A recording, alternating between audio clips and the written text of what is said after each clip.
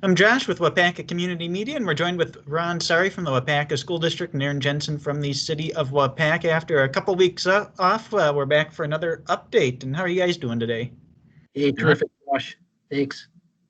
And we want to start out, I think our main topic today is just kind of getting everyone up to date about what's going on with COVID. And Ron, I want to go to you. We were talking before the interview. The schools numbers are in a really good spot. They're going down. There's less substitutes in the building. Give us a quick update. Yeah, we're just really excited about the trend and the improvement over the last 6 weeks or so. We would have anywhere from, as far as staff out with a COVID reason, 11, 16, 15, 12, 13, 14. And these last couple of weeks, we're down to 3 or 4 only, so, and then with the amount of internal coverage that we've had to have, weeks ago we were talking about 13, 10 internal coverage. I'm talking about upwards 15 and 17. Well, these last couple of weeks, we're down to 1 or 2 people a day with the internal coverage. So we're excited about that. We're hoping that these trends continue, and it's similar to what we're seeing from the county perspective too. So. And Aaron, I know at our last city council meeting, Jed Wolt, the county health officer, kind of gave an update about what's going on countywide, and maybe you can elaborate a little bit on what that conversation was. Yeah, Jed Wolt from Waupaca County Public Health has been just awesome to work with throughout this entire, X amount of months. And him and his staff have been, every time we've needed something, even though they're getting pulled in every which way, they're responding within hours of our request and attend everything we need to. And I know that they're doing the same for the school districts all across the county and cities and everything. But he came to give a report and an update to our council meeting on Tuesday. And it was pretty, it was an optimistic report for the first time in a long, long time. I'm looking right now at the public health dashboard that they keep on their website. Our active cases in Waupaca County, as we sit right now, are 228 active cases. Just for some perspective, we were just talking before this call, the highest was 592, so pushing 600. And that wasn't very long ago. That was, around 3 weeks ago. Ron, I think it was early November, right? I think that was November 9th, if I remember. Yeah. So it's gone in a good direction quickly. So that is awesome. But it also, it doesn't mean that like we're out of the woods yet either. I think that's important to say. I mean, we just had, like we talked about, 2 Wisconsin holidays with deer hunting and Thanksgiving. And what kind of impacts will that have on the cases? That's yet to be seen. And then we also obviously have Christmas and New Year's coming up. So from a city standpoint, we gave an update on our operations. How are things going to go over the next month? And we don't have another council meeting till the beginning of January. So we kind of set the table for, hey, we're going to keep everything in place as we have. Right now, we're able to provide our services to the levels we have throughout this whole time. We're not going to take our foot off the gas because you just don't know what to expect. And our staff has gotten really comfortable and accustomed to providing those services in the means that we are. So both from a customer standpoint and an internal standpoint, we're going to keep those safety precautions in place.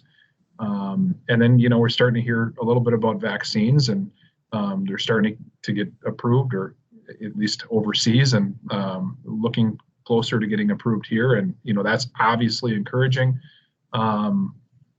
So it's just outlasting this period for all of us, right? So how can we outlast the virus? And it seems like maybe there's a light at the end of the tunnel, and we're getting close to that. Something else we want to touch on related to COVID is the CDC's made some more recommendations on quarantine periods, and people may have seen that in the news, and they might be asking, what does that mean for our school students or our residents if they're exposed to someone or in a situation like that? And what does that mean for us at this time?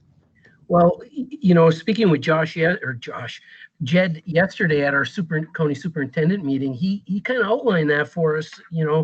With the CDC change, it will eventually, we anticipate, have an impact on how we do business as a school district and a county. But at this point, the Wisconsin Department of Health and Human Services is going to have to adopt the CDC's new guidelines. And then once that happens, JED anticipates that Waupaca County will as well. And when Waupaca County does, the school district of Waupaca will do that, you know. So you're looking at going from 14 days of quarantine, being in contact with somebody that was a positive, down to 10. And from 10 days, if you tested positive, quarantining down to 7. But we're not there yet to make that change. We're just going to keep the status quo until JED gives us the okay. And then in non-COVID news, things are just kind of quiet and moving along for both the school and the city. But there's a community event coming up this weekend. Last year was the first year for the Yuletide Trail. It's back this year, and they're doing it a bit different to make sure it's safe. And Aaron, I know you want to talk about that a little bit. Yeah, Winchester Academy Downtown Partners are putting this on, as you said, the second annual Yuletide Trail, Saturday, December 5th, this Saturday. And there's a bunch of things happening. There's a Santa that'll be going around on a route. Is that route posted on our website, Josh?